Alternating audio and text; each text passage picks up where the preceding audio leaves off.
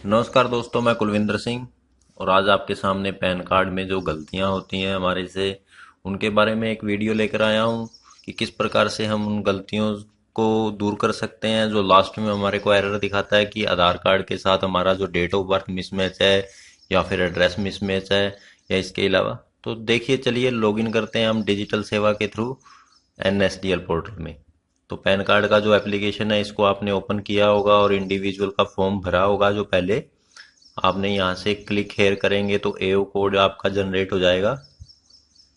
जो एओ कोड हमारे को देना पड़ता है, लगभग सभी सीएससी या जो मेरे ऑपरेटर दोस्त हैं उनको सभी को पता है कि एओ कोड किस प्रकार से आप फिल कर सकते हैं। अगर आपने इसको पहले कभी नहीं फिल किया है तो आप एओ कोड को ध्यान से अपनी सिटी के अकॉर्डिंग फिल कर सकते हैं। काफ़ी सारे दोस्तों की कॉल्स आ रही हैं कि एनएसडीएल के थ्रू जो फार्म भराए जाते हैं उसमें काफ़ी सारी मिस्टेक्स होती हैं और उसके बाद मिस्टेक्स के बाद वो फार्म रिजेक्ट हो जाते हैं। तो देखिए दोस्तों, आपको यहाँ से टाइटल सिलेक्ट करना है। फुल नेम, फुल नेम अगर मैरिड लेडी है तो उसका श्रीमती, और अगर अनमैरिड लेडी है तो उसका कुमारी करिए। बाकी सभी केसेस में मिस्टर आएगा। तो यहाँ से आप लास्ट नेम भरिए। आपको ये ध्यान रखना है कि लास्ट नेम फर्स्ट होना चाहिए।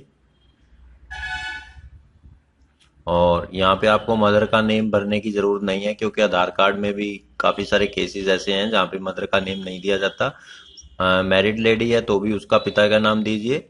और बाकी यहाँ से मैं आपको बता रहा हूँ कि जिस प्रकार से यहाँ पे जो हमारे आधार कार्ड में मेंशन होता है उसी के अकॉर्डिंग इसको भरिए और कम से कम एड्रेस भरिए। सिर्फ फर्स्ट टू जो हमारे पास ऑप्शंस हैं उन्हीं को फिल कीजिए। और उसके बाद हम सिर्फ सिटी को प्रेफर करेंगे जो डिस्ट्रिक्ट है। उसके बाद आप स्टेट फिल कीजिए और अकॉर्डिंग टू आधार कार्ड इसमें आप अपना पिन का जो नंबर है वो डालिए।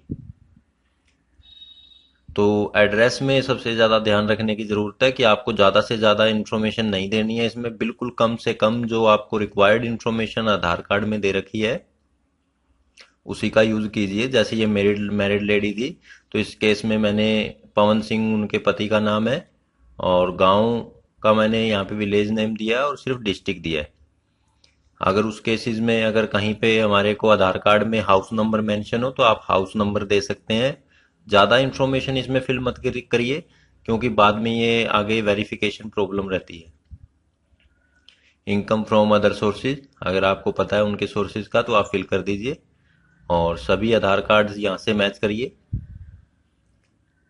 क्योंकि हमें आधार कार्ड ये देखिए ये ऑप्शन है। यहाँ पे आप डिक्लेरेशन जो भी एप्लीकेंट है उसका नाम देंगे, जहाँ से आप पैन कार्ड को बना रहे हैं उसी का नाम आएगा। और अपनी इन्फॉर्मेशन सबमिट करने के बाद एक बार वेरीफाई कर लीजिए कि आधार कार्ड के साथ सारी इन्फॉर्मेशन मैच कर रही है। और आप यहाँ पे जैसे ही कैप्चा कोड एंटर करेंगे उसके बाद आपने कन्फर्म करना है और आपकी पेमेंट जो पोर्टल होगा सक्सेसफुली उसी पे चला जाएगा। तो ध्यान रखना है दोस्तों, यहाँ से आपको पेमेंट का जो पासवर्ड देना है अगर आपके पास सीएससी आईडी है तो।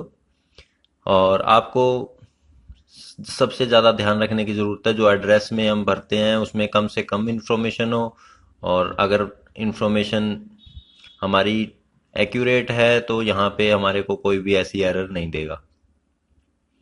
तो काफ़ी सारे जो मेरे दोस्त हैं यहाँ पे देखिए दोस्तों, ये thank you for using pan application NSDL और क्लिक हेयर रिसिप्ट के लिए आप यहाँ से कर सकते हैं। दोस्तों, मेरा फेसबुक पेज लाइक कीजिए और मेरे यूट्यूब चैनल को भी लाइक कीजिए, ताकि सब्सक्राइब करने के बाद आप इसको और भी ज़्यादा मेरे से जो इन्फॉर्मेशन हो सके वो मैं दे पाऊंगा। तो मेरे को आप ईमेल भी कर सकते हैं, मेरी कम्युनिटी से भी जुड़ सकते हैं। धन्यवाद दोस्तों, आज के लिए इतना ही। नेक्स्ट वीडियो में किसी नई इन्फॉर्मेशन के साथ आपके पास फिर मैं पहुंचूंगा। धन्यवाद।